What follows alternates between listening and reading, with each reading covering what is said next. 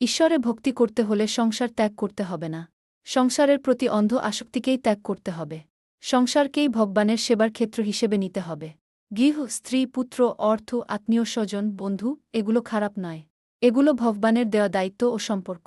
সমস্যা হয় তখন যখন আমরা ভাবি এগুলোই আমার, এগুলো ছাড়া আমি কিছুই না। এই আমিত্ব ও আসক্তিই আমাদের বন্ধনে বাঁধে। ভগবান শ্রীকৃষ্ণ গীতায় বলেছেন, ব্রহ্মণ্যাধায় কর্মাণি সঙ্গম তক্তা করতি লিপ্যতে নস পাপেন পদ্মপত্রমিবাম্সা। 5 অনুবাদ: যিনি সব কর্মের ফল ভগবানকে দিয়ে অনাসক্ত হয়ে কর্ম করেন, পাপ তাকে স্পর্শ করে না। ঠিক যেমন জল পদ্মপাতাকে স্পর্শ করে না, পদ্মপাতা জ্বলে থাকে কিন্তু ভেজে না, তেমনি ভক্ত সংসারে থেকেও কৃষ্ণের সাথেই যুক্ত থাকে। তাই সংসারে থাকুন, কিন্তু সংসার যেন আপনাকে গ্রাস না করে। অর্থ উপার্জন করুন, কিন্তু অর্থ যেন আপনাকে গ্রাস না করে। পরিবারকে ভালোবাসুন, কিন্তু পরিবার যেন কৃষ্ণকে ভুলিয়ে না দেয়।